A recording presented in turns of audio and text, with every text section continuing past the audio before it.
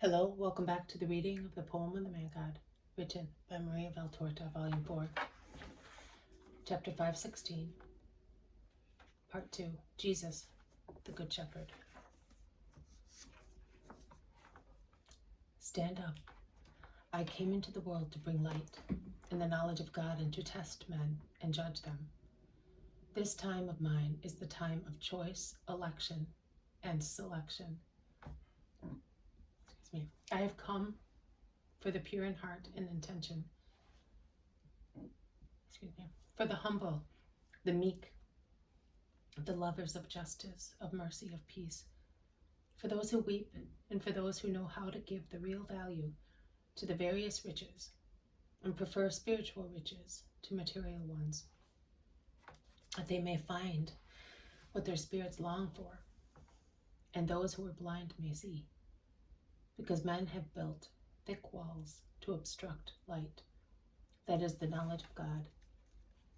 And those who consider themselves seers may become blind.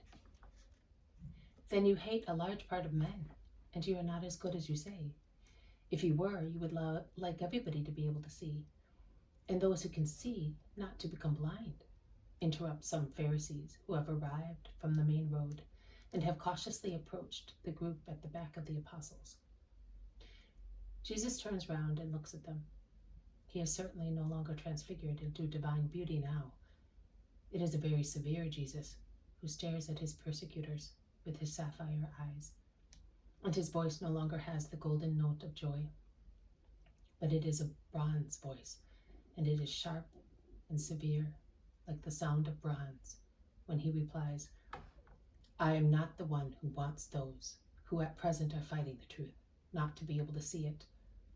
They themselves are raising plates in front of their eyes in order not to see, and they become blind of their own free will.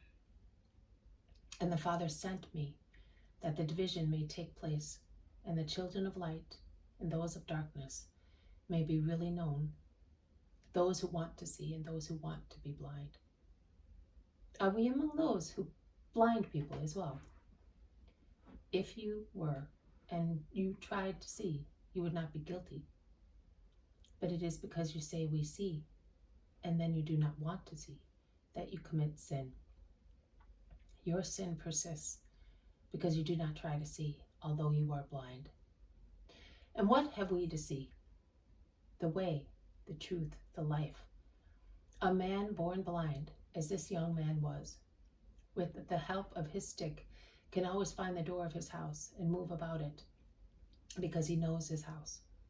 But if he were taken to a different place, he would not be able to go in by the door of the new house, because he would not know where it is, and he would bump against the walls. The time of the new law has come.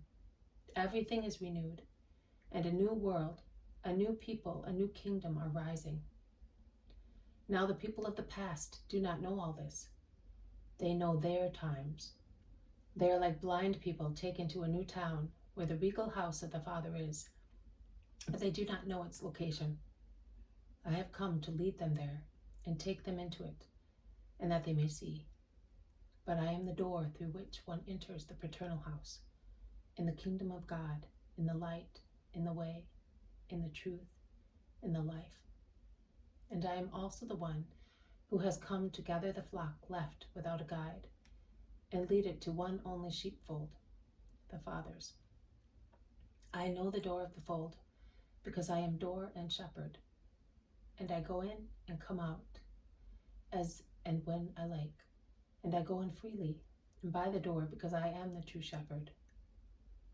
When a man comes to give the sheep of God other instructions or tries to mislead them, taking them to other abodes in other ways, he is not the good shepherd, but an idle shepherd. Likewise, he who does not go in by the door of the fold, but tries to enter in a different way, jumping over the enclosure, is not the shepherd, but a thief and an assassin who goes in to kill and steal, so that the stolen lambs with their wailing voices may not draw the attention of the watchman and of the shepherd. False shepherds are trying to insinuate themselves also among the sheep of the flock of Israel to lead them astray from the pastures, far from the true shepherd. and they go in ready to tear them from the flock, even by means of violence. And if necessary, they are also willing to kill them and strike them in many ways, so that they may not speak, informing the shepherd of the tricks of the false shepherds, or they may cry to God to protect them from their enemies and the enemies of the shepherd. I am the good shepherd, and my sheep know me, and those who have been forever the watchmen of the true fold know me. They have known me and my name, and they mentioned it to make it known to Israel. And they described me and prepared my ways. And when my voice was heard, the last of them opened the door to me, saying to the flock awaiting the true shepherd. The flock gathered round his crook. Now, here is the one who I said would follow me, one who precedes me because he was before me, and I did not know him. But for him, that you may be ready to receive him, I have come to baptize with water, that he may be revealed to Israel. And the good sheep heard my voice, and when I called them by their names, they came to me, and I took them with me, as a good shepherd does when he is known to the sheep, that recognize his voice, and follow him wherever he goes. And when he has let them all out, he walks in front of them, and they follow him, because they love the voice of the shepherd. But they do not follow a stranger. On the contrary, they run away from him, because they do not know him, and they are afraid of him. I also walk ahead of my sheep, to point out the road to them, and be the first to face dangers, and show them to the flock that I want to lead to safety in my kingdom. Is Israel no longer the kingdom of God? Israel is the place from which the people of God must rise to the true Jerusalem and to the kingdom of God. And what about the promised Messiah? That Messiah that you say you are. Is he not to make Israel triumphant, glorious, the master of the world, subjecting to his scepter all the peoples, and revenging himself cruelly on all those who subjugated it, since it was a people? So nothing of all that is true? Are you denying the prophets? Are you saying that our rabbis are stupid? The kingdom of the Messiah is not of this world. It is the kingdom of God based on love. It is nothing else. And the Messiah is not the king of peoples and armies, but the king of spirits. The Messiah will come from the chosen people, from the royal stock, and above all from God, who generated him and sent him, the foundation of the kingdom of God, the promulgation of the law of love, the announcement of the good news mentioned by the prophet, began from the people of Israel. But the Messiah will be the king of the world, the king of kings, and his kingdom will have no limit or boundary, neither in time nor in space. Open your eyes and accept the truth. We have understood nothing of your nonsense. You speak words without any logical connection.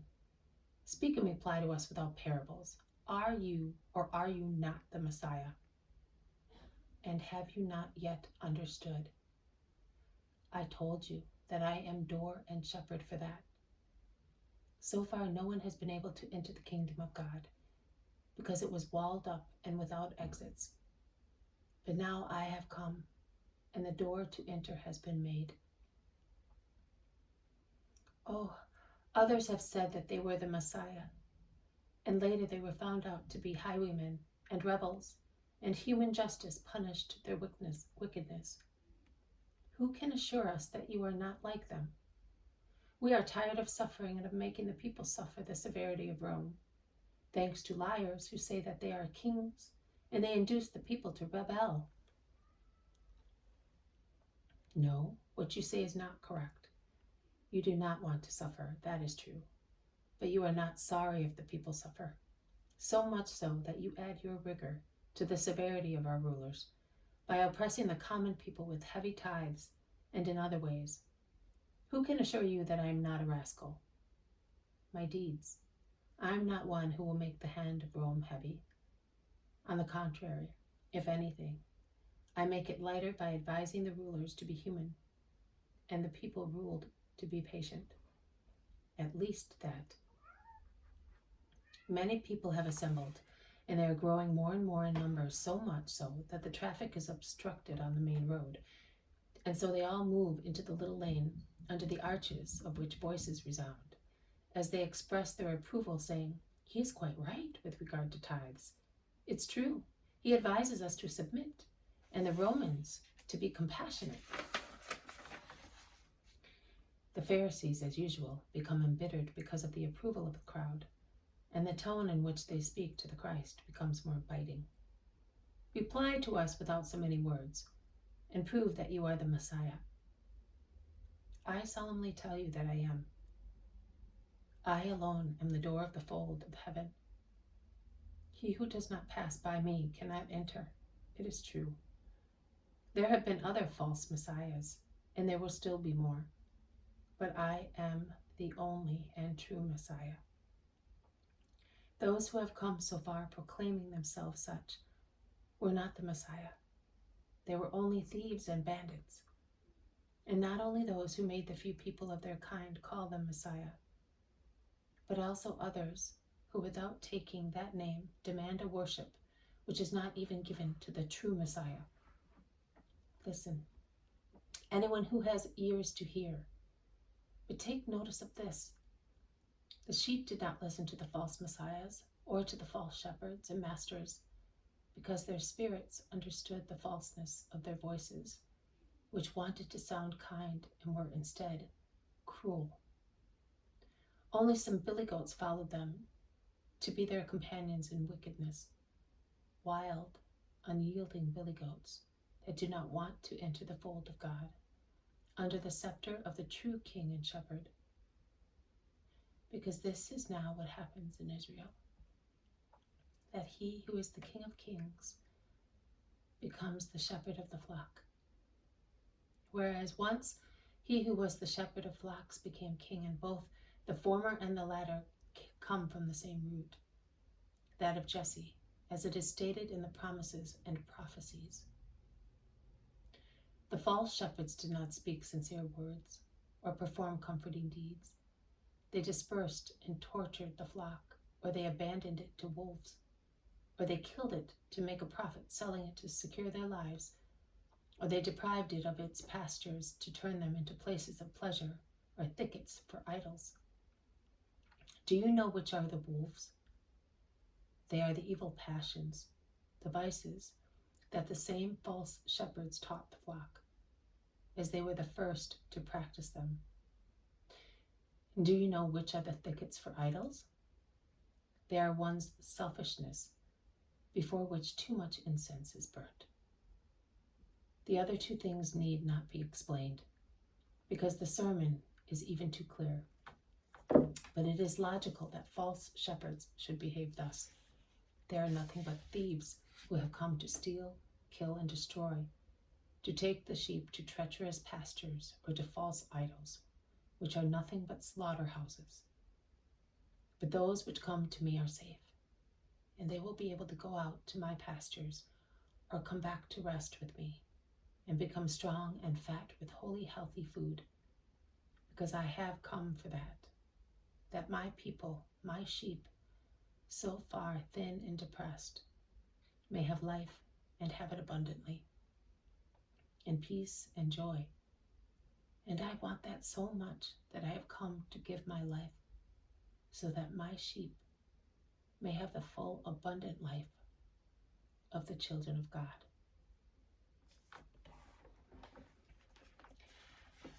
This has been a reading from the Poem of the Man God, written by Maria Valtorta, Volume 4. Chapter 5:16, Part 2, Jesus, the Good Shepherd.